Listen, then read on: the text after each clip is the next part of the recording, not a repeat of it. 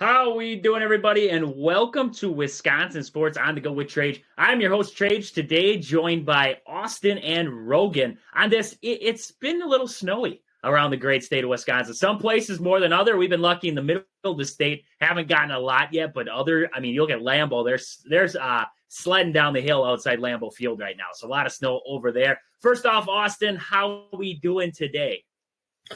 Yeah, Trage, happy Thursday. I'm doing pretty good over here on my end. It's Thursday, which means it's almost Friday, which means it's another day closer to the Packers versus Cowboys on Sunday. Let's go. Definitely exciting stuff. Getting closer to the weekend here. Rogan, how we doing on this Thursday? Doing good today, Trage. I do want to say a little something. Big Humpy this morning turned me down for lifting, but we're not going to make a big deal out of it. He's not a boy, I guess. That's all that matters. He's in his off season. It's off season of the college football, and he's getting his rest in right now. It's called. He forgets to talk about the times when I showed up, and I was the only one there. I don't got time for this. I was the only one there. I don't got time for this. We're moving on. You guys, we'll get over this after we're done here. So today we got a lot to talk about. We got the Bucs. Talking about the Bucs, they're coming up against the Celtics later tonight.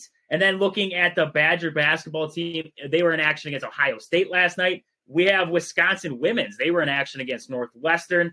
A lot of Packer talk going on today. Like Austin said, getting closer to the weekend there. So we got to talk about the Packers a little bit in there too. And then we'll see where the day takes us. A lot of sports, a lot of stuff, moving pieces right now in sports. We're going to get into it all today. Right away, we're going to jump into the Bucs. Bucs squaring off with the Celtics coming up tonight here.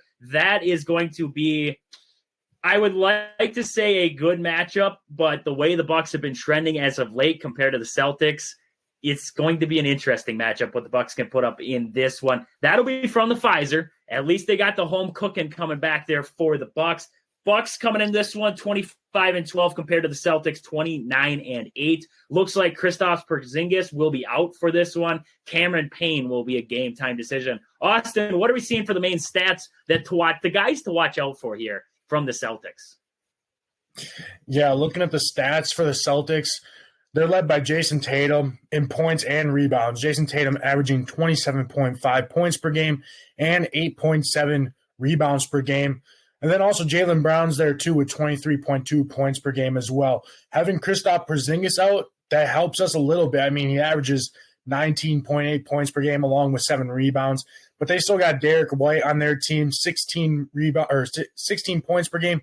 And then obviously we all know Drew Holiday is on their team, who's averaging 13 points per game, but we know that how good he is on the defensive side of the court there for the Celtics. So definitely a really tough team we're going up against.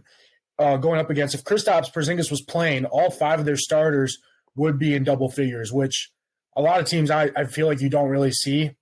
But this team you do. I mean, Boston's really good. They're 29-8. They're first in the Eastern Division. And really the only thing that the Bucs got going for them right now is, as you said, they're playing at Pfizer. That, like you said, that's about all they got going for them going into this one. Bucs struggling as of late to get anything going, especially on the defensive end. The defense for the Bucs has been killing them this season, and I think that's going to be a big thing to watch out for in this one. How do the Bucs respond? They've heard, there's no way they haven't heard the outside noise here. Everybody telling them how bad they are looking right now. What do they do moving into this one? Rogan, what do you expect to see out of this Bucs team coming in against a very well put together Boston Celtics squad? Yeah, Trage, I think this could be a real big turning point here for the Bucs. They've been struggling, like you said, lately, and I could see the Bucs getting blown out by the Celtics easily tomorrow night, and I feel like that could really just start a really long, bad stretch for them, and I could see a lot of changes happening, or I could see a big win for the Bucs tomorrow, and maybe they turn around and get some cohesion going on offense, especially on defense. The Celtics like Austin was saying, they got a lot of guys, so it's really hard to shut them down. And I'm not really sure on the team for the Bucks where they have the players to match up with like a Jason Tatum or a Jaylen Brown. So it's gonna be a tough matchup, but I could see it really swinging this last couple weeks in either direction. We turn it around or it gets worse from here. So big game tomorrow. You know, when I think about it, in the grand scheme of things, would it almost, like you said, you could see this game going poorly for the Bucks? I mean, a blowout fashion. That would almost be, you know, in the grand scheme of things, the greatest thing that could happen. Simply because if you don't win this game, simply because then you got to stop this. The ownership, GM, Adrian Griffin need to stop, take a look in the mirror and say, this is where we're at. We're supposed to be one of the top teams in the East right now. We're supposed to be up there with the Boston Celtics. They just blew us out on our home court. That's a different kind of, you know, you play at home and you get blown out. That's different. You went to Boston and that game looked closer than what it really was. The Bucks came back in that one. But besides that, Boston controlled it. Getting blown out by this Celtics team might be the best thing for the Bucks, because then, you know, that trade, looking at, like we're going to talk about here in a second, some trade targets the Bucks should be looking at. But then some of that kind of those kind of scenarios start to come up there. What should we do moving forward? Makes everybody look in the mirror, and I think that's going to be a big thing going into this one. Austin, you got anything else to add there with the Bucks? Not a whole lot. Just Al Horford probably going to be stepping in as a starter there for the Boston Celtics.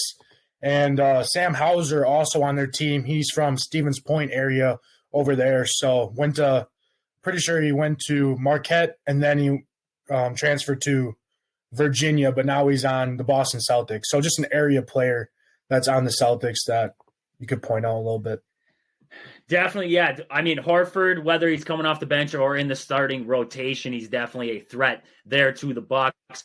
Going to be an interesting game. We hope for a Bucks win. We hope they can straighten it out. We hope this time off here has helped the Bucks kind of straighten things out. But, you know, at the end of the day, what we saw last time out, if that's what we get against the Celtics, it's going to be a lot worse than what the Utah Jazz did to this Bucks team. So with that, I want to move on here talking about some trade targets for the Bucks. And I know I put together a little list of guys that I saw out there that the Bucks could potentially be looking at. My first guy, Alex Caruso.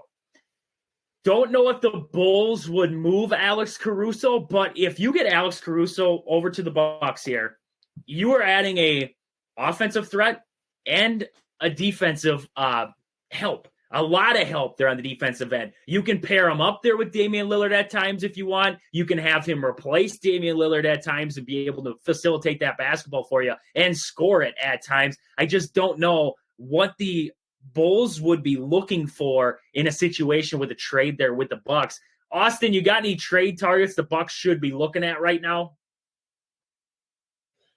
I don't have anyone off the top of my head. I'm just trying to look to see if there was anyone specific. It's kind of hard to tell right now.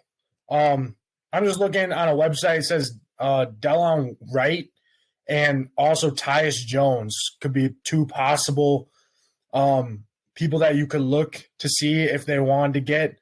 I don't really know a whole lot about them, what this website's saying. Don't even know if this website is credible, to be honest. It's kind of something I just looked up on the fly because I knew you would probably ask me a question on it. So those two guys, but I know a little bit about Tyus Jones and where he's from, but honestly, I don't really know a whole lot right now on who they could get.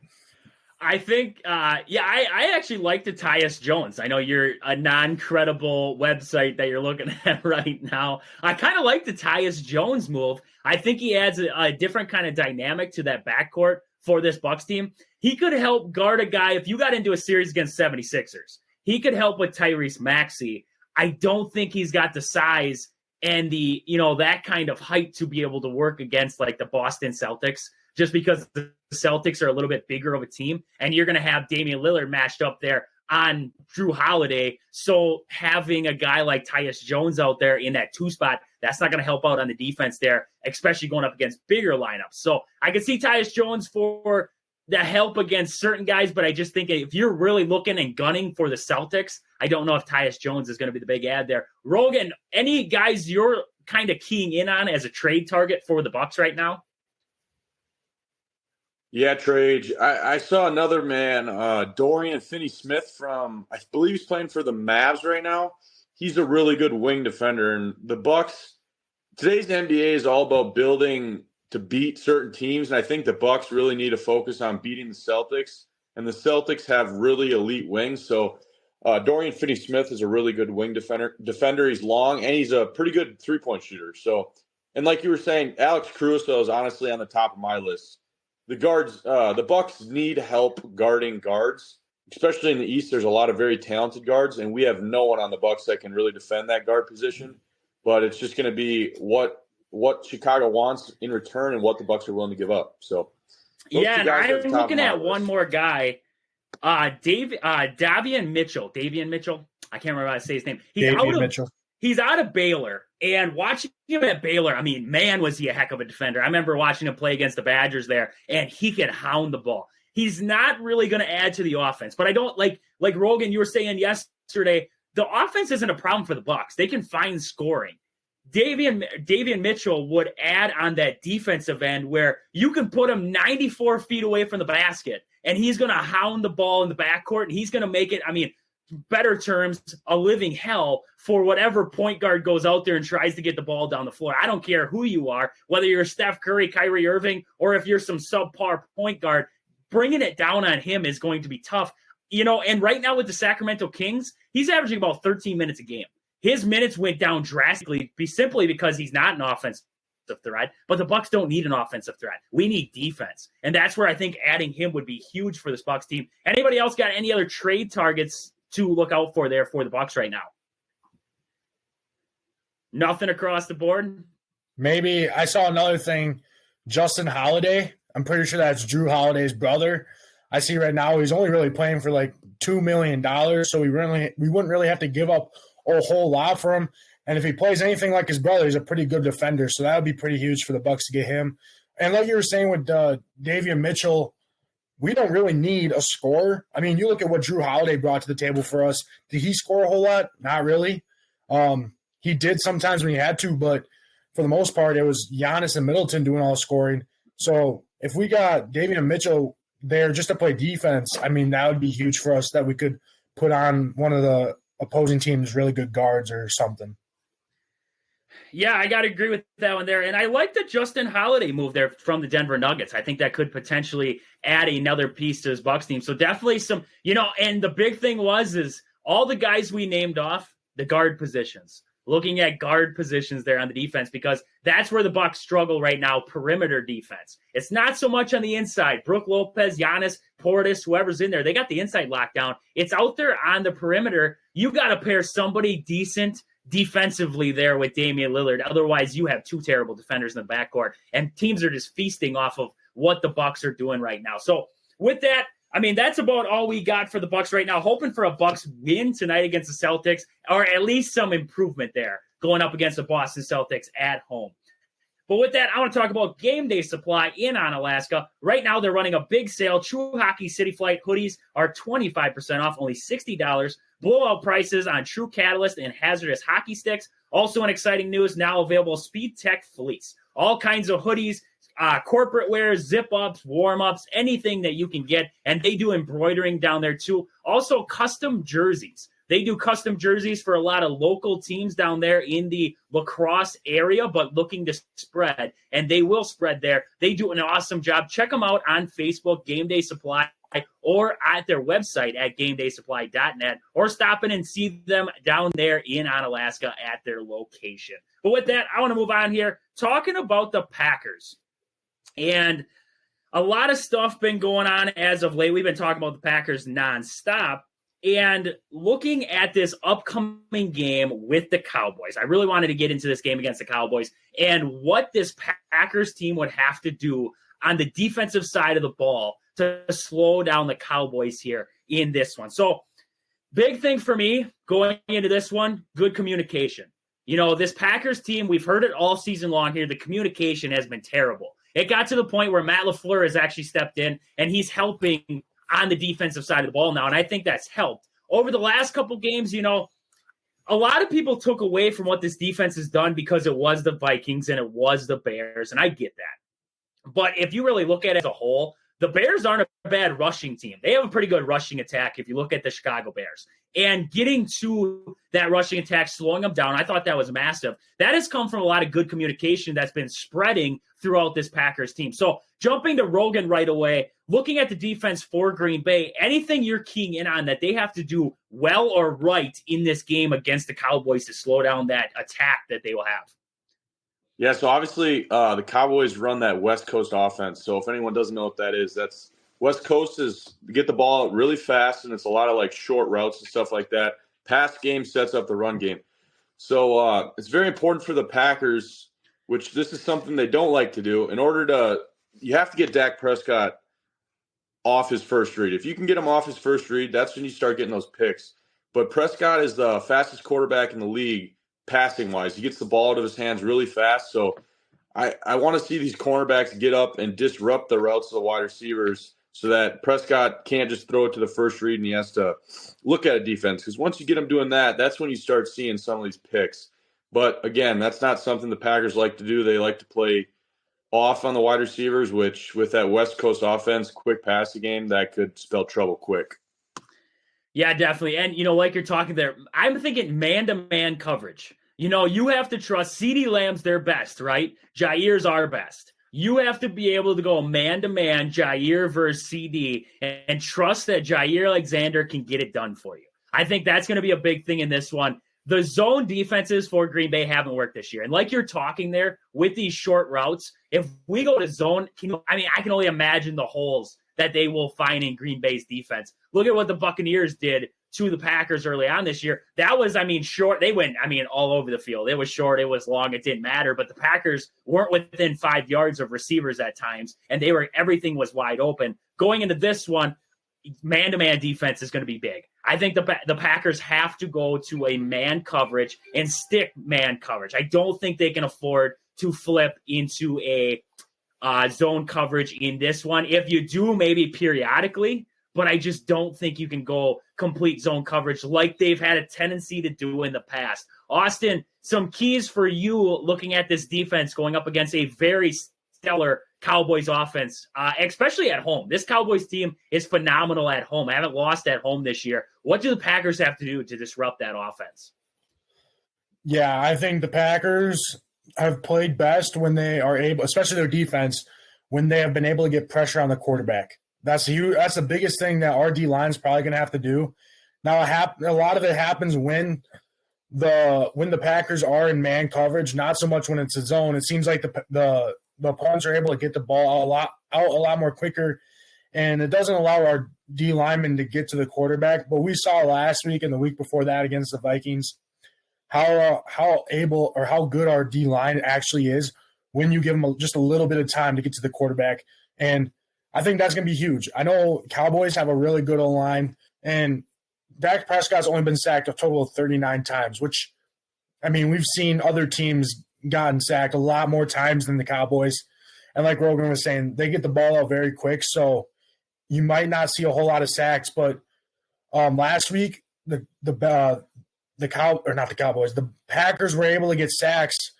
Not the Cowboys. The Packers were able to get sacks when it mattered, especially on those third downs. And I think that's going to be huge when we play against the Cowboys as well. Getting sacks or even getting tackled for losses, getting them off the field, get their offense off the field. They're very balanced. So that's going to be huge for us.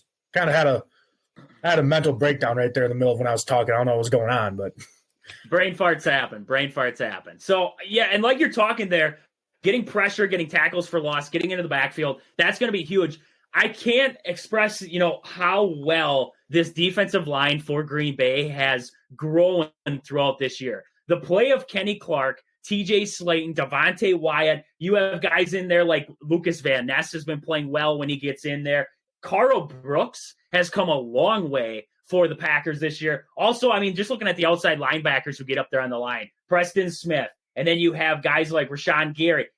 Agabar has played well for Green Bay. I think he's been one of the most impressive guys out there on the defensive line, just seeing the growth of him throughout this season. So the defensive line for Green Bay, going to be massive in this game. Getting, because you can't expect a bull rush every time. I wish the Packers would blitz a little more than what they do instead of the 4-man. I wish they'd bring a guy every once in a while. But I think, looking at what this front four has done for Green Bay, sticking to that, if they stick to that, I think, like you said, we're going to have to get pressure. It's going to come from these guys, and they've been doing it well as of late, especially for this Green Bay team. So I think that's going to be a big thing there, watching this defensive line for Green Bay and how they can get pressure on Dak Prescott. Another thing, the turnover battle that is going to decide this game, is the turnover battle. Can Green Bay win that turnover battle, maybe pick Dak Prescott off once, maybe pick him off twice, maybe force a fumble, make Dak make a bad decision? That's what I think is going to be big in this one, because if you contain Dak Prescott, kind of get him in the turnovers, I think that's going to be a big win for the Packers, and I think that's going to set them up good. Possibly, you get good field position, whatever it is off that turnover. That's going to be massive. So, Rogan, anything else you're keying in on for the defense here? Any guys you're keying in on in this game that have to play big for Green Bay for them to pull out a win here against the Cowboys? Yeah, Trey, I think Kenny Clark's got to have a big game. If you can get pressure in the middle of that line, that's when you see quarterbacks really start to throw some bad balls. They can't step into their throws, stuff like that. So that's really important for like a guy like Carl Brooks, Kenny Clark to have big games. And also, the Cowboys aren't very good at running the ball. They have a good pass blocking offensive line, but the run game this year with Pollard hasn't been outstanding, and that's something the Packers defense really struggles with. So I think that only helps the Packers, and they really have to shut that run game down, because if they got the run game along with the pass game going on, this could turn into a very long game. Yeah, and like you said, slowing down that run game is going to be massive. You look at the West Coast offense, how it's all going to transpire there. You shut down the run game, it makes your life 1,000 times easier. You can just rely on, this is what we're doing now. This is what's going to happen out there. Making them one-dimensional, that's going to be a big thing. Like you said, if you can slow down one part of this Cowboys offense, the other part becomes a little bit easier to watch out there, especially with some of the playmakers that this Cowboys team has. So, Austin, anybody you're keying in on in this matchup here from the defense that has to play big for Green Bay to pull one out here? Yeah, I'm looking at the secondary, specifically the two Carrington Valentine and then Valentine, two younger guys that for the past few weeks, Jair's been out that 1 week against the Vikings, and they stepped up. And then last week, I thought they both did pretty good. We need to continue to see that, especially going up against CeeDee Lamb and Brandon Cooks, two really good wide receivers, and also Turpin for them. I mean, overall, the Cowboys wide receiver unit is pretty strong right now. And so it'll be a bigger test for the Packers secondary compared to the past few weeks that we had. So definitely keen in on our Packers secondary, but specifically how are those rookies going to do along with Jair? Jair's didn't play against the Vikings, so he did play last week, and I thought he played pretty good. And so if we get the old Jair that we all know and love, I think we'll be fine. And I'm looking at like the secondary there, but I'm looking at whoever's matched up on Ferguson. Because Ferguson has come up with some clutch when Dak Prescott needs a throw, he's going to Ferguson. He loves his tight ends. And I think slowing down Ferguson is going to be big for Green Bay in this one. So who's ever matched up, you never know with Joe Barry what he's going to scheme up. I would assume probably a linebacker is going to end up on Ferguson coming out of the backfield there. Help from the secondary, maybe Keyshawn Nixon. I could see Nixon maybe stepping in there and being on Ferguson there, man to man. I don't know. I don't know what you never know with what Joe Barry's going to draw up there. But I think the matchup with Ferguson is going to be big for Green Bay, controlling the tight end for the Dallas Cowboys. That's the bailout, right? We watched Patrick Mahomes. Who's his bailout guy? Travis Kelce. That's where he's going to go. When the play's failing, he finds that guy. That's what it seems like with Dak Prescott.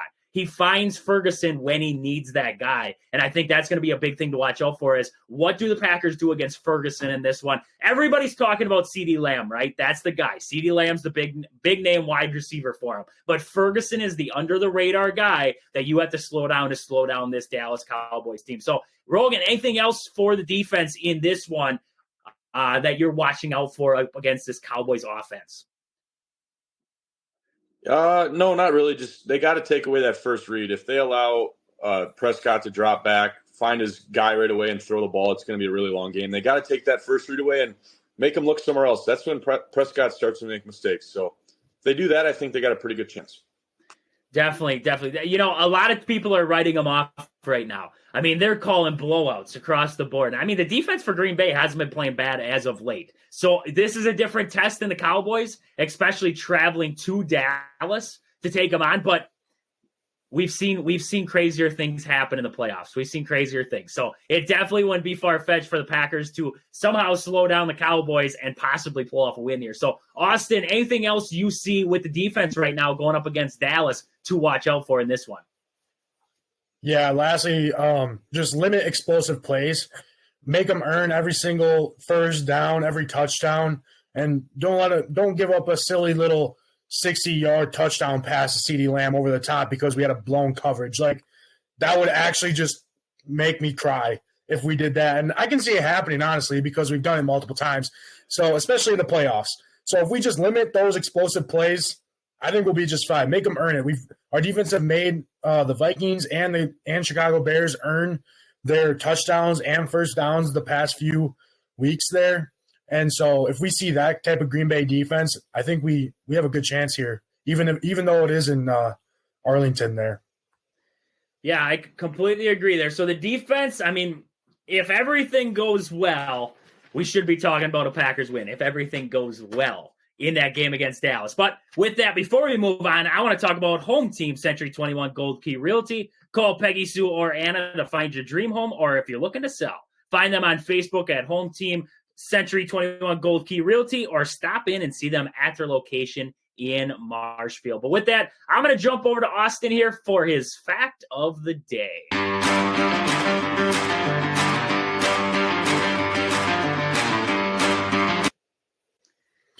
On this day in 1973, the American League for the Major League Baseball adopted the designated hitter rule.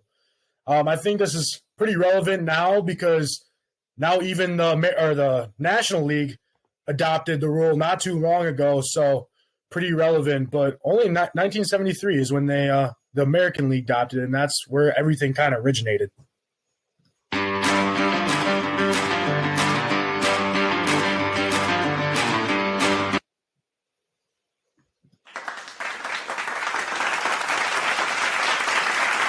A lot better from last week, huh? Or not last week, yesterday. I got to give it to him. Yesterday's fact of the day, terrible. Downright terrible. I mean, we gave him crap for so long after that. We're like, dude, you couldn't come up with a better one. So, round of applause. That was fantastic.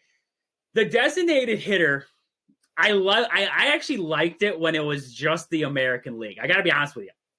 I loved seeing a pitcher grab a bat and hit.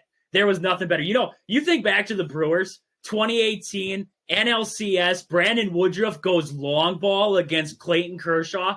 You talk about a stadium, a state. I mean, you heard that, the noise of everybody going, whoa, what just happened around the state of Wisconsin when he hit that ball. So, I mean, I like the designated hitter because, some pitchers are terrible and it's like an automatic out at times. But there's some pitchers who could rake. Madison Bumgarner could hit. Brandon Woodruff is a pretty good hitter. So there's some pitchers out there who could hit. Now he took the bat out. I mean, Bartolo Colon, that's why he retired from the league, was because he couldn't hit anymore. So, I mean, that's, Rogan, what do you think on the designated hitter? Do you like it in both sides in the American League and National League, or would you have left it?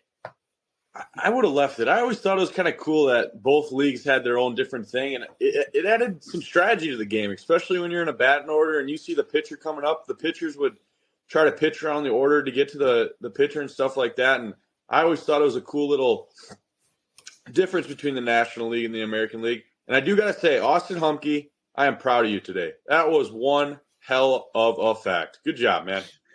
Thank you. Took me like a few seconds to find it, but found it. You should have taken a few more seconds yesterday to find that fact of the day. But I should have taken a few more minutes to find yesterday's one. But hey, we got through it. Perseverance.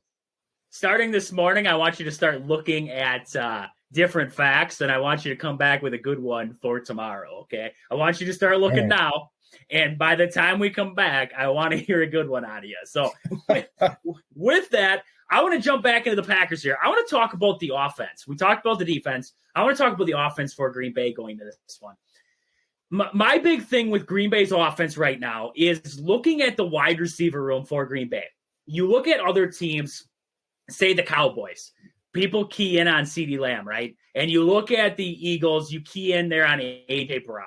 The Packers in the past, you keyed in on Devontae Adams. With this wide receiver core for Green Bay, I don't believe you can key in on one guy because everybody across the board is equal. They're equally as good at playmaker, right? Jaden Reed, he's a little bit quicker than Wicks, but if I had to throw a ball up, I'm trusting both those guys to go up and get it for me, along with even when Christian Watson's in there, Romeo Doubs, it doesn't matter across the board. You have to respect Green Bay across the board, right? You can't just say, I'm going to put my best corner on, like when the Packers had Devontae Adams, I'm going to slow down Devontae Adams, and then the rest of the receiver core was like, what are we supposed to do now? Rodgers is still firing it up to Devontae Adams. Jordan Love, loves to spread the ball out, loves to use all of his receivers, and I think that's a big part of it, but this receiver core is so wide open. I think going into this Dallas game, that's a big boost for Green Bay, is that the Dallas can't key in on one guy. They can't say, I'm going to slow down Reed, and that's going to slow down this entire Green Bay team. Because right now, looking at Bo Melton, teams should be crapping their pants when Bo Melton walks in the stadium because that guy's going off 100 yards every week right now. He's, practice squad player. I don't know what they gave him on the practice squad, but he came into this Packers lineup and looking like he's Devontae Adams out there 2.0. He's that guy for Green Bay. So that's the big thing for me going up against Dallas right now is the wide receiver core for Green Bay is, I think they're massive right now. And we're going to move into it a little bit later, but right away, I just want to talk about it. Would you, going into the offseason with the wide receiver core that Green Bay has, would you look to add to it or would you let it be? We're going to move on to keeping and talking about the offense, but I want to hear both your opinions on that. First, Rogan, with this wide receiver core as it is right now, Austin wants to go first. I'm getting messages from Austin right now. Austin, with this wide receiver core that Green Bay has right now in the offseason, would you be looking to add to it or let it stay as is? Yes, I would add to it because you know what? Having as many weapons as you have never hurts. You can always – it always adds competition too. You don't want these guys feeling comfortable thinking that they got a spot on the team after 1 year because they got the ball like 10 times. Nah. Okay, we need it. Now, it might not be a first day type of guy. The Packers never draft a wide receiver on the first day or the second day. And, obviously the third day because there's only 3 days in the draft. So they're probably going to draft a guy in the 4 to 7 rounds. But it's still going to be a guy that comes in here and still is going to have to compete. I would never be mad if the Packers draft a wide receiver just because we saw in past years how unfortunate things were because we didn't have enough wide receivers or playmakers on our side. I think now after this year watching and seeing how Jordan Love was being able to utilize the amount of talent or the amount of weapons that we had, it makes you think, did Aaron Rodgers really need a first-round wide receiver? It might have helped. It might have helped for sure. But you also look, you see what Jordan Love's doing with these guys. It makes you think, why wasn't Aaron Rodgers able to do that? And why was he always complaining about that stuff? I don't know. But besides that, I think it wouldn't hurt for the Packers to go out and draft maybe 1 or 2 wide receivers in the offseason or maybe pick someone up just to spice things up a little bit, keep the competition flowing, and just ultimately find the right guys for the job. I think the biggest thing with Rodgers is he was near the end of his tenure in Green Bay, and he's like, guys, I don't want to work with the young guys. I don't want to help them develop. I want guys to come in right now that are going to boost me over the edge. If I was looking, though, Green Bay's got a lot of young talent. Do you want to develop another guy? Or, like you said, T. Higgins is becoming a free agent. The Packers have a lot of money going into next year. That dead cap hit they took from Aaron Rodgers, that's gone next year. They have a lot of money going into the offseason. Could T. Higgins be a guy? Adding more of a veteran presence in that locker room, in that wide receiver core, but with a lot of talent yet. I think that's where I'd more be leaning besides the draft class there. So, Rogan, looking at the wide receiver core right now, where would you be looking? Are you looking to add to it or kind of stay stagnant there in the wide receiver room? I got to side with you, Trey. If I'm the Packers, I'm looking for a vet. I'm looking for an older guy, not even a guy like T. Higgins, really. I'm looking for a guy that maybe gets 10, 15 snaps a game. I think they really would be – it would be beneficial for the Packers to bring an old vet into there to really teach some of these young guys the intricacies of the game. They've got a lot of talent, so I don't think you really want to take a lot of snaps away from them.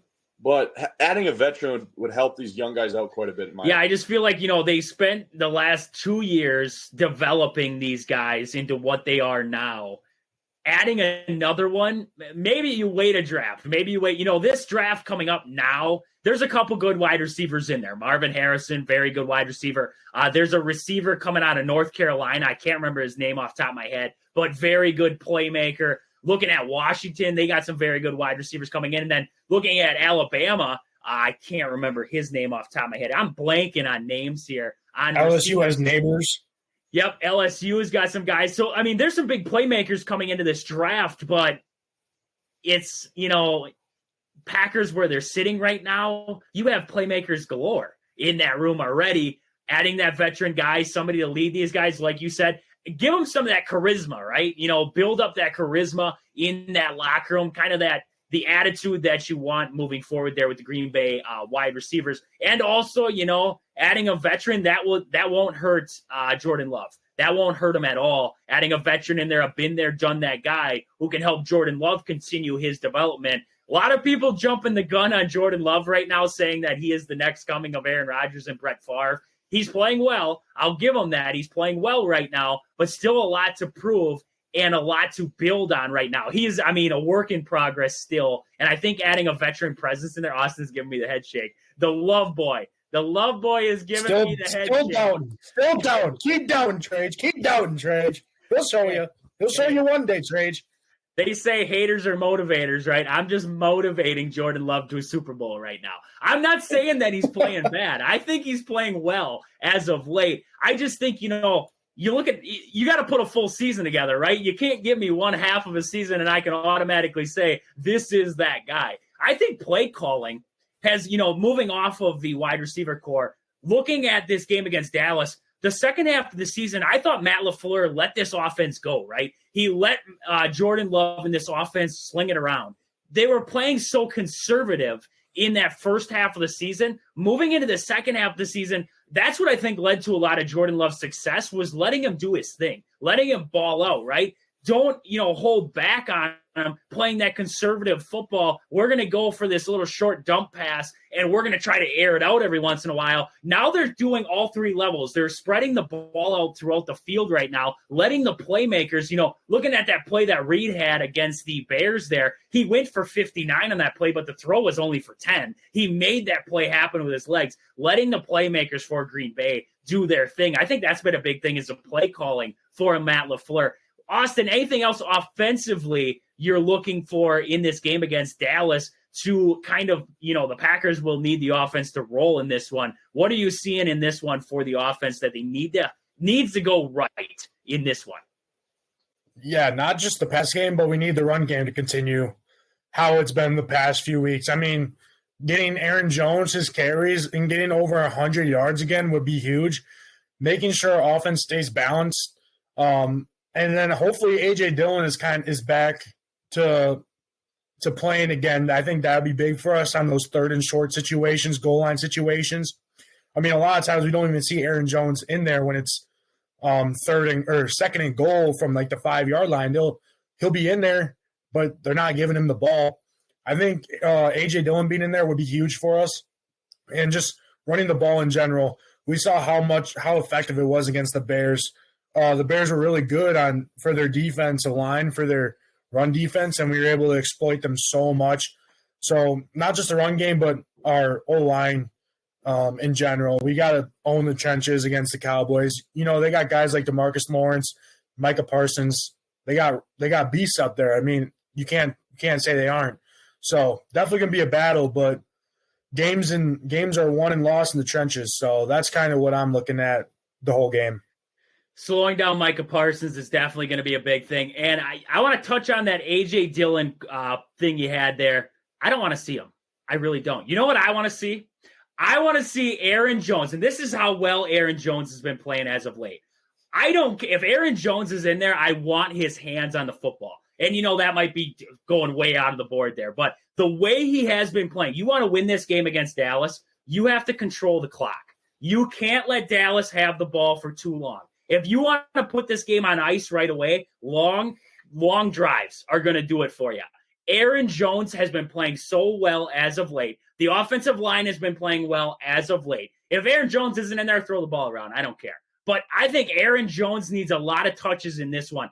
I want to see A.J. Dillon. If it's 3rd and 1, I want to see A.J. Dillon. If it's 3rd and 2, I want to see A.J. Dillon. If it's 1st and 10, 2nd and 10, I don't want to see him near the field. I want Showtime out there, and I want Showtime cracking off for about 7 yards because that's what he's been doing as of late. Look at the Bears defense. One of the top run defenses in the league.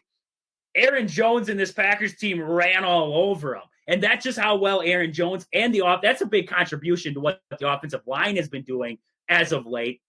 But I think in this one, I am all about Aaron Jones. I want to see him a lot, and I want to see a lot of touches for Showtime out there in this one. Rogan, what are you looking at in this one offensively for this Green Bay Packer team against this Cowboys defense? Yeah, I think the Packers, I think they need to go watch that Bills game and try to do the exact same thing the Bills did. The Bills really committed to the run, and that's the only way you're going to score on this Dallas defense.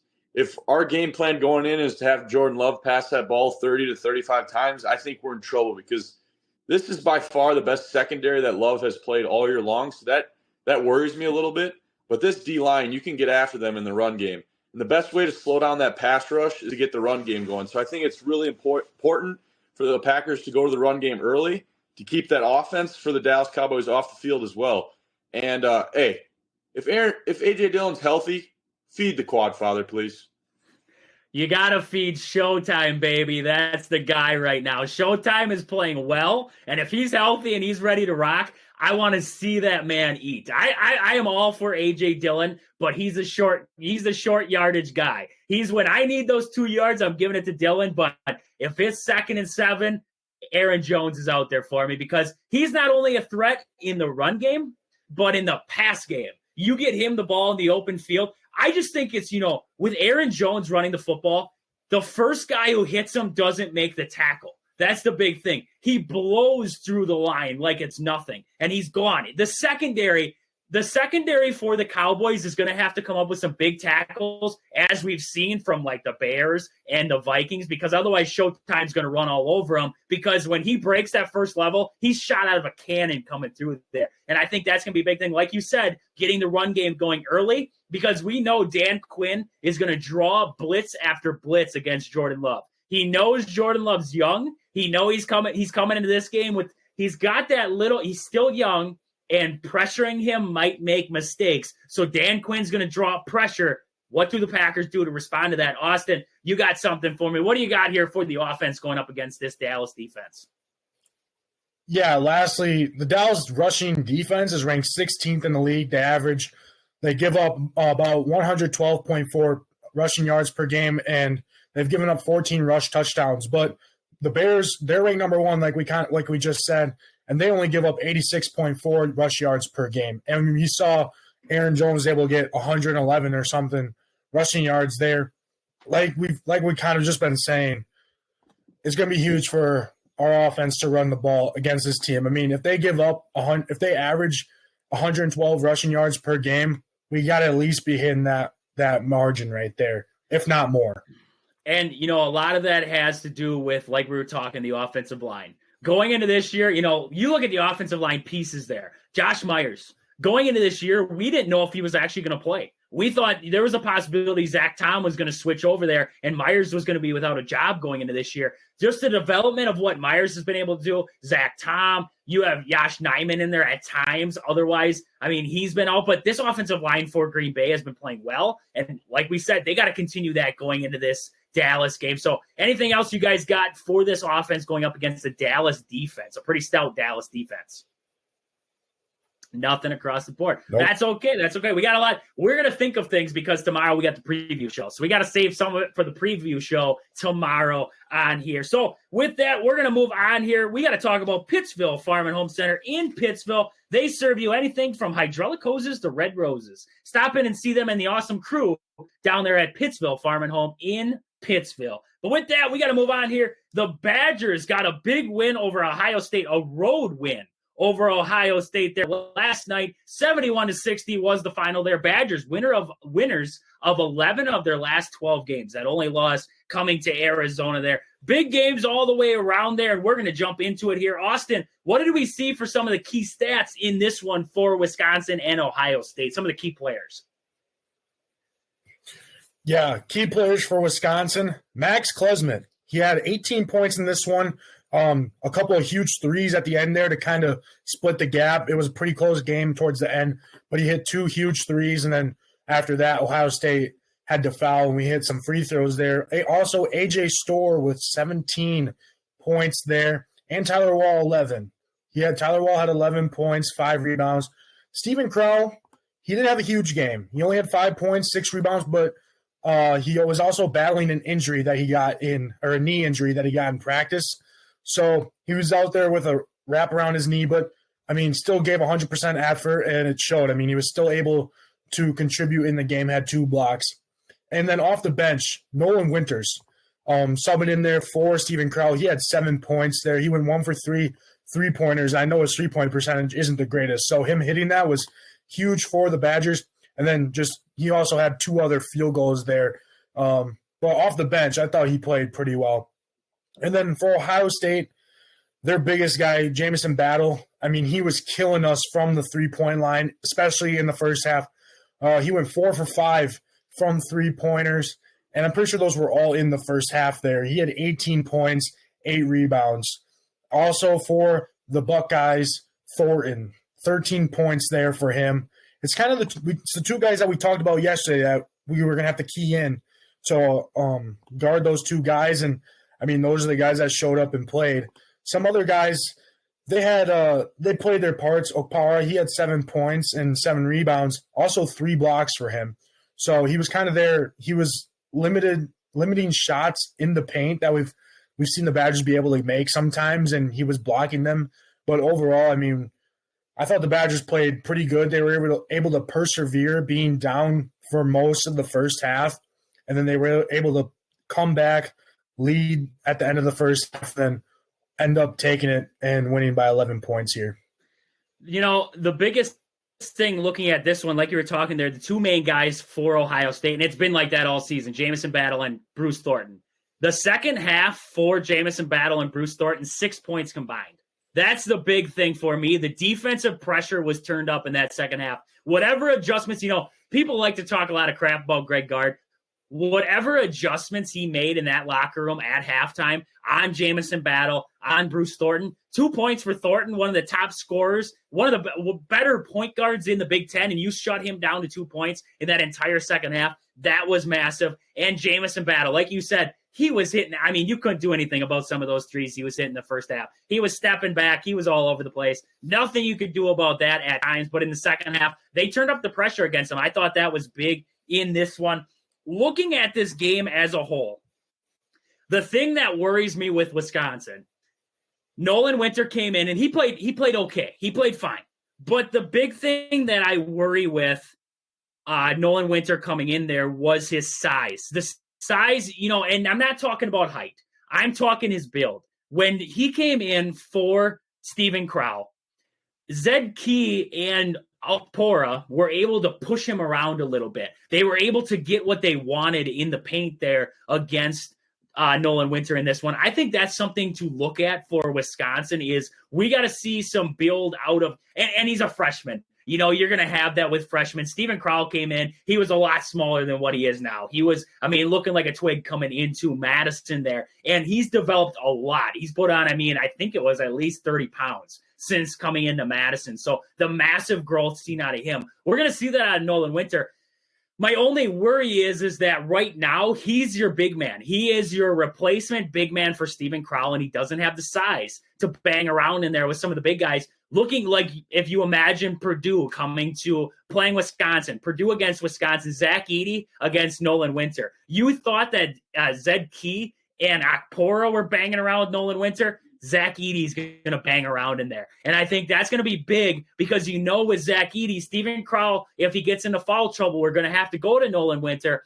How does he play against some bigger opponents? That's what I think is really going to be big watching moving forward. Like you said there, Klesmit, all 18 points in the second half. That was a match. After that first half, I was kind of ticked. I said to myself, why isn't Connor Essegian out there a little bit more? 8 minutes in this one, 3 points. I didn't think he was playing bad on the defensive end. I thought actually in the first half, Wisconsin looked bad on the defensive end all the way around. Ball screens, everything in between. Wisconsin wasn't defending well in that first half. And I didn't think Connor Essegian had any worse first half than anybody else. Going into the second half, I had to bite my tongue because I wanted Essegian in there over Klesmit. Klesmit went off in that second half there, and I thought that was the big difference in this game was Klesmit getting hot down the stretch there. So, Rogan, anything that you saw from this Badger team going up against Ohio State in that matchup last night? Yeah, I thought it was a good game. Like you said, that first half was a little rough, especially they gave up a lot of offensive rebounds in that first half. Because their initial defense wasn't too bad, but they just kept giving up boards, getting second chance points and stuff like that. And like you said, I feel like it's going to come back to bite us at some point in the season if we don't get Connor Essegian going here. He's a really big piece to our offense when he's playing well, and he just hasn't had the minutes to get going yet. But I was really happy with how the Badgers responded in that second half and just put them away. And they just weathered the storm in the first half, and I think that's a really good road win for the Badgers. I think in that first half, they were too reliant on the three-point shot. It wasn't falling right off the bat, and they got so heavily reliant on it. We were all jacking up threes there. Chucky was trying too hard for it. I mean, I looked at Chucky, Thor, and Klesmit in that first half, and I said to myself, they are better in the mid-range game than they are at the three-point line. That's where they need to really emphasize is getting those, in that first half, the offense went so stagnant. They weren't moving the basketball. Everybody was standing around again. It wasn't what we've seen out of Wisconsin in the past. And then all of a sudden in that second half, it turned up. The offensive intensity turned up. The defensive intensity turned up. It reminded me a lot of that game against Marquette. First half, there was one guy who was doing everything for us. In this one against Ohio State, it was A.J. Storr. Against Marquette, it was Klesmit. If they don't have big first halves, Wisconsin is behind 15 at the half. But those guys played massive in the first half, weathered the storm for everybody else struggling, and that led to that second half where everybody picked it up. I thought that was, again, in this one, that kind of worries me because you get into some of these bigger matchups, say against Purdue. You can't afford for only one guy to be rolling in there. You have to have a complete team effort against some of the better teams in college basketball. Like we saw Nebraska against Purdue, you saw a complete team effort there. Tomingo was hitting. You saw other guys on that rank mast was hitting for Nebraska against Purdue. So I think that's a big thing. Wisconsin needs to put a complete game together. Right now, we've seen some efforts out of Wisconsin here in multiple games where it seems like the first half is a lot different from the second half. Games can be won or lost in the first half. You can lose the game by halftime if you're trailing by 20 points. Look at the Arizona game. Wisconsin struggled in the second part of that first half, and that led to what the rest of the game looked like. So looking at this Badger team, I think the thing that worries me is the ability to put complete first half, second half together, a complete game together. That's going to be big for the Badgers here moving forward. Looking at Ohio State in this one, they impressed me in that first half. I thought they played impressive. I think the addition of Jamison Battle there with Bruce Thornton and then having Okpara and Zed Key coming off the bench, I think that Ohio State's got something cooking there. Wisconsin took advantage in the second half. Ohio State kind of struggled there shooting the basketball, and they were able to get back into it. The reffing in this game, I hate to talk about the reffing in any game, but the reffing in this game kind of sucked at the end of this one. There was that ball. Klesmit, we saw it clearly go off of Ohio State player's leg. And you saw it took the V line off his leg there late in this one. And ref was standing right there, calls it off Klesman. It was like, what, some of the calls in this one were definitely iffy. And I mean, you're going to have that night in and night out. And the big thing I wanted to emphasize there was Wisconsin weathered that. There was some bad calls. Wisconsin, got up in arms about it, but they moved on. They kept playing the basketball game. I think that was a big thing. We talked about resiliency of this team. I thought that was a big thing in this one. Like Austin said earlier, they went behind early. They fought their way back. They were resilient in that first half. Shots weren't falling, but they were able to hang around. Second half, they saw it all come out. So I think that was a big thing to watch out for in this one. Austin, anything you saw in this game against Ohio State, anything that stood out to you? Yeah, just the ability to make our free throws when it mattered. We went 10 for 11 at the free throw line there, so that's pretty big. But overall, great team win, great perseverance for the Badgers. And right now, I mean, we're at the top of the Big Ten. I mean, we're 4-0 in conference, 12-3 overall. And Purdue just recently lost, like you said, yesterday, so they dropped another conference game. And right now, it's only Minnesota, Northwestern, Illinois that have one loss, and that's up at the top. Us up at the top, 4-0 in conference. So great team win, and we just got to continue this win streak here between these next few games until we face off against definitely. the big one. This Badger Purdue team is weathering the storm right now, and this was a big win, right? Going on the road in the Big Ten, like we talked about with that Purdue, Nebraska. They had to go to Nebraska. They lost at Nebraska. Winning on the road in the Big Ten is tough, and going to Columbus, Ohio, and winning there at Ohio State is tough. I mean, you listened to that game tonight. I don't know if there was a Badger fan there. I really don't. The difference between the crowd noise for the Badgers and versus the Badgers was definitely noticeable in this one. Rogan, anything else that stood out to you in this one for Wisconsin against Ohio State? Yeah, I was really happy with how the Badgers were able to weather that storm in the first half. They came out and they weren't playing their A game right away. The defense was struggling.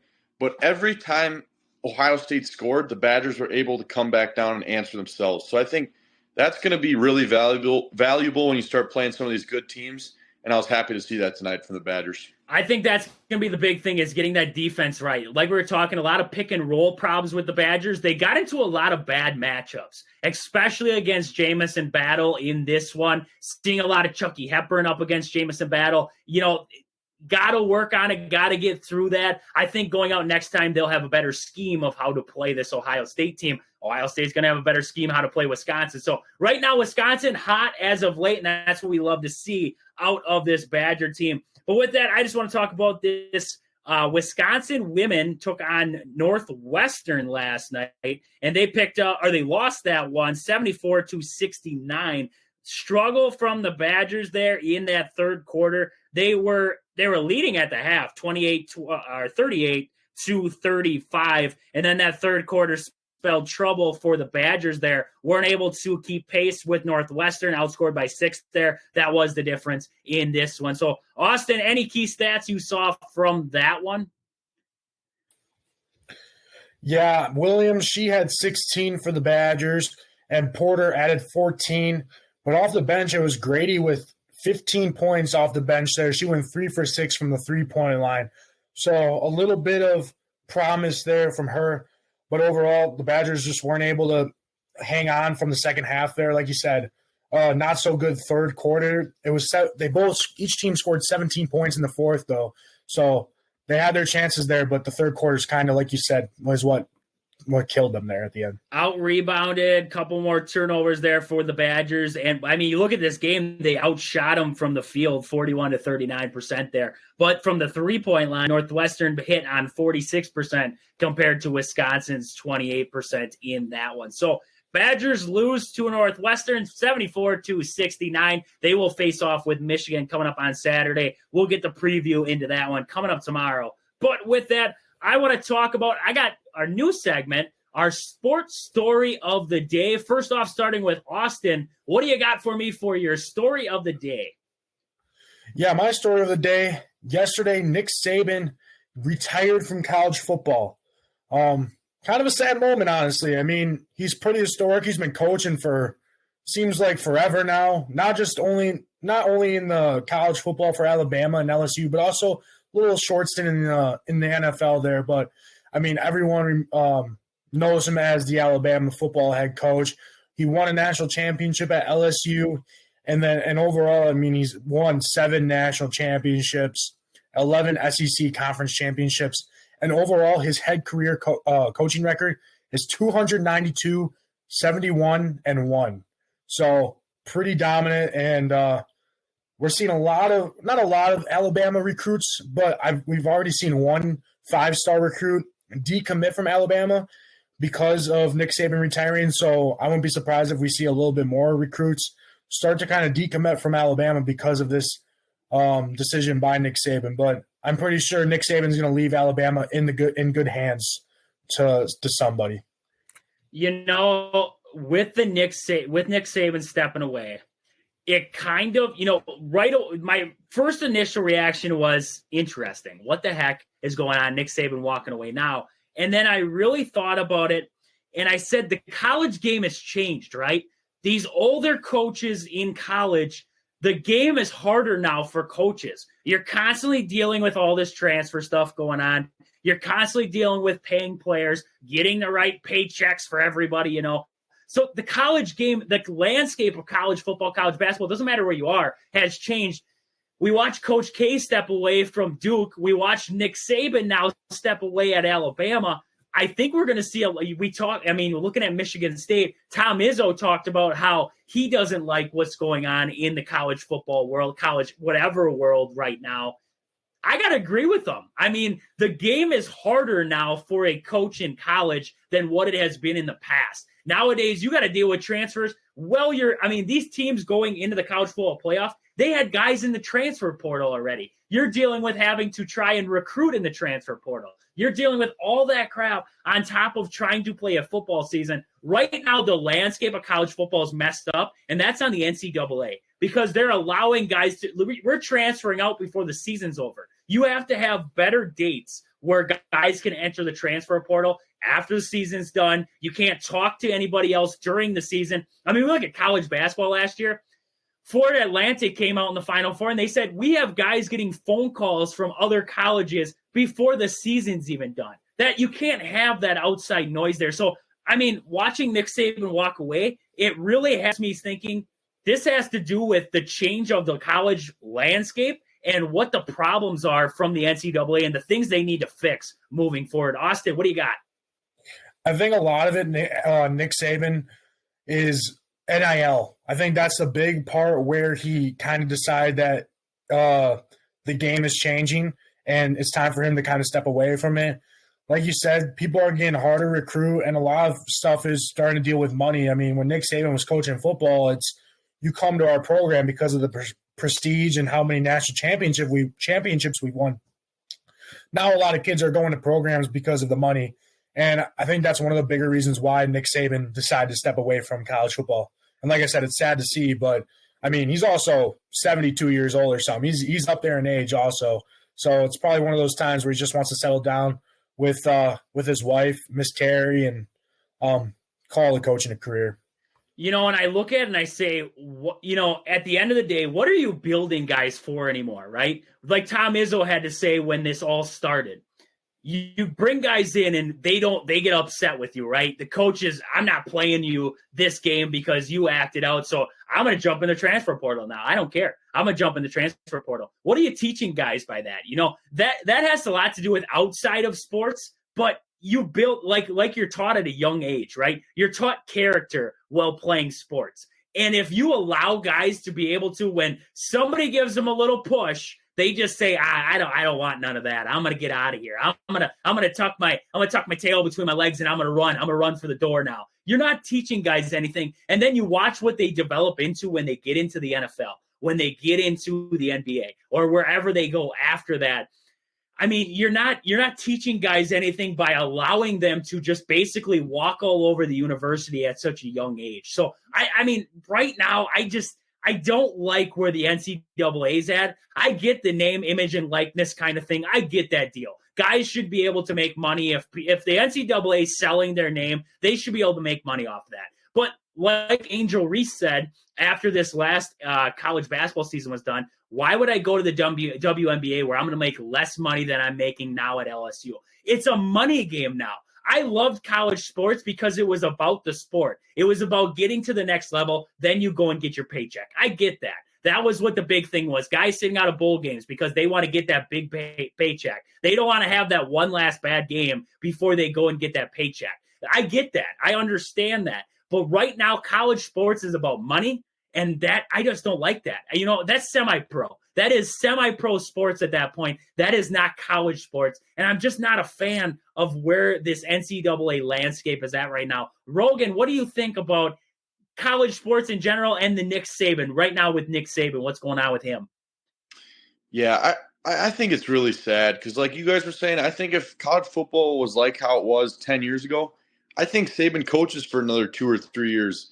And, love or hate Nick Saban, you got to respect him. Like, he is not, I don't even think it's like a question anymore that he is the greatest college football coach ever. Maybe one of the greatest coaches in football in general, NFL and college.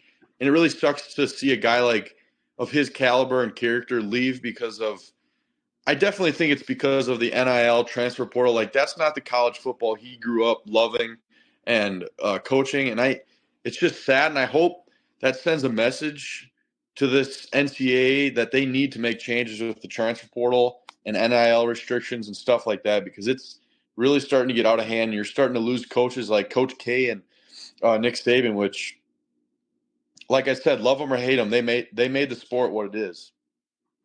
Definitely. And like Nick Saban, love him or hate him, it's like Bill Belichick.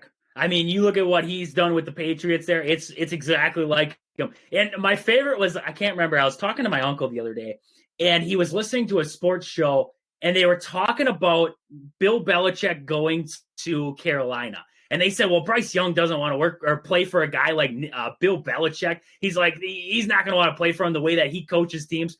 It's like, dude, do you realize that he played for Nick Saban? Do you realize Nick Saban ran the ship like Bill Belichick? Those two are like two peas in a pod. That's how they did it. And they are some of the most impressive coaches that have ever coached the game of football. That's just where those two are at in their career. So like we're talking with that, I mean, seeing Bill Belichick possibly going to walk away from the NFL here pretty soon, it honestly is. We're watching the end of an era of coaches around the league. But right now, like NCAA has to figure it out. They have a mess right now, and they're trying to appease players too much. They need to put their foot down and say, we're the guys in charge, so this is how it's going to be. This all started with Jordan Bohannon at Iowa. He said he was going to sit out of games if they didn't start paying him for name, image, and likeness. Not enough that they paid for his shoes and his hotel and everything else, schooling and everything else in between. They have to pay for his name, image, and likeness too. So I don't know. End of the day, ridiculous what's going on in college sports right now, but sad to see such a legacy at Alabama and like it did. So Rogan, we got to jump to you now. What is your sports story of the day? Yeah, staying in the coaching realm, yesterday the Tennessee Titans fired Mike Vrabel, which in my opinion, Mike Vrabel is a great coach. So I think that just kind of speaks more to the problem in the NFL nowadays where owners and GMs are holding the coaches accountable for mistakes they made. Like, you look at these rosters that Mike Vrabel has had the last 2 years, and they're not good. You have an aging Derrick Henry. Your starting quarterback has been Tannehill, was out almost all of last year. And again, this year he gets hurt, and you have a rookie starting. And for some reason, it's getting held against you when you finish 6-10. So I think that's just speaking to a bigger problem in the NFL right now, where these GMs and owners are putting together teams that are in no position to win. And when you have these coaches coming in and they're not winning, these coaches are getting punished when really it's not on them. Mike Vrabel is a great coach, and like they were saying on ESPN today, teams are going to be trying to hire Mike Vrabel today. Like, he's a great coach, and I think that's just a growing problem in the NFL with GMs and owners not giving these coaches time and the rosters to really compete, and then everything gets blamed on them. So, yeah, it was sad to see him get fired today. Yeah, the big thing that you mentioned there was his phone is ringing nonstop right now. Everybody is calling him saying, hey, you want to come be the head coach here? Hey, you want to be the head coach? He is that, besides Jim Harbaugh, because we don't know what Jim Harbaugh is going to do coming out of Michigan. He is the hot commodity right now. The thing I saw, and I forgot to bring it up, It's very far-fetched. Never going to happen in a million years. But Matt LaFleur he coached with Vrabel with the Tennessee Titans. He was the offensive coordinator there in 2018.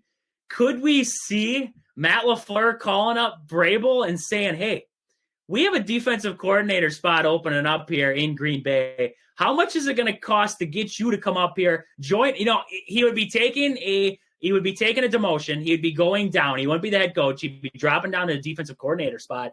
But you put Vrabel in there running the defense in Green Bay. Oh, man. I mean, the defense has been the problem for Green Bay. You have a building offense now. Getting a guy like that coming in, oh, man, watch out for the Green Bay Packers there. Plus, then, if you get ticked off of Matt LaFleur, you can kick him out and Vrabel can move into the head coaching spot just like that. It'd be like an easy shoo-in then inside the organization. So, I mean, that definitely is an interesting – I saw somebody talking about it, and it definitely would be interesting if it happened, but I don't see it happening just because of what Vrabel would have to give up to move down to a defensive coordinator spot. Would be awesome in the end, but – it's never going to happen. It'll never happen for the Green Bay Packers. So with that, does anybody else have anything to add here before we end today? Nada. I think we hit everything, Trage. I think we did. I think we got into just about everything you could possibly get into today. So Marquette did lose, Trage, actually. We Marquette forgot did to lose mention the that. Butler. Marquette drops another game, starting to struggle as of late. They dropped that one to Butler. I don't know what to make out of Marquette right now. 69-62 was the final in that one. What to do moving forward if you're Marquette? 11-5 now is Marquette. You got to see them drop just a little bit in the rankings here moving forward. Looking at this one again, Tyler Kolek. 1 for 13 from the field, 1 for 13 from the field, 0 for 7 from downtown, 2 points in this ball game. Tyler Kolek is killing this Marquette team right now.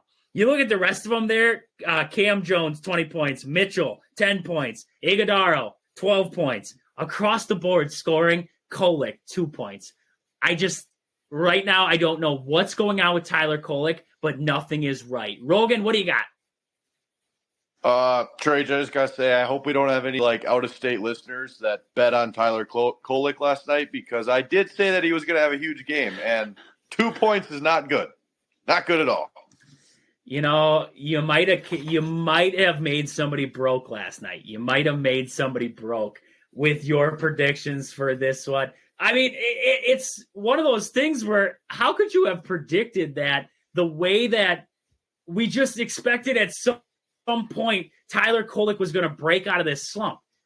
There has to be something else going on with Tyler Kolek right now that nobody knows about, because the last 3 games for Tyler Kolek, I think he has maybe 10 points combined in those last 3 games. He's been struggling across the board here in those last 3, and it's leading to the failure of Marquette's downfall here in the top 25. So either what we're seeing right now is Marquette isn't as good as what they were advertised as, or it's a lot of struggle coming from Tyler Kolek. I think it's a lot of struggle on Tyler Kolek's side. Anything to add, Austin, to that? Yeah, just Marquette played good in the first half. I mean, they scored 35 points compared to Butler's 28. But that second half, not with Kolek not scoring, but also their defense gave up 41 points there in the second half, with Marquette only scoring 27. Once again, we kind of saw what they did against Seton Hall, make a little bit of a comeback in the end there, but still just wasn't able to come back completely, and they ended up falling 69-62 here. And a lot of that you can probably blame on Tyler Kolek. I mean, only 3 turnovers, or he had 3 turnovers, 2 points. I mean, he had more turnovers than points there. Pretty sure you don't want to have that kind of ratio. No, and he facilitated the basketball well. I mean, 8 assists in this one, but on the flip side of it, the shooting. I mean, you look at the shooting in a lot of shots not falling for Tyler Kolek. So definitely something that Marquette needs to look at to get fixed here moving forward. I got to look here quick when Marquette will face next. They will have Villanova coming up next Monday, so we'll get into that one next Monday. They're talking about that. So they got a little bit of time off here, a little bit of time to get right before they face a pretty good Villanova team. But with that, that's about all we got for today. We talked about a lot. Had the Packers. Badgers got a big win. We talked about that. Tomorrow, we got the preview show coming up for the weekend there. So make sure you guys are checking us out here tomorrow, getting ready for a big weekend in Wisconsin sports. But with that, this has been Wisconsin Sports on the Go with Trage. Thank you guys for listening. We'll catch you guys back here tomorrow. But until then, deuces.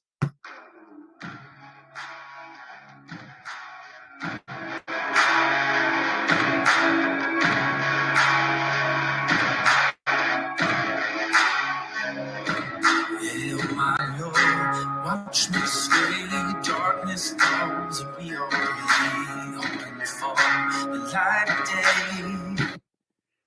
Wasn't that song just a... Oh,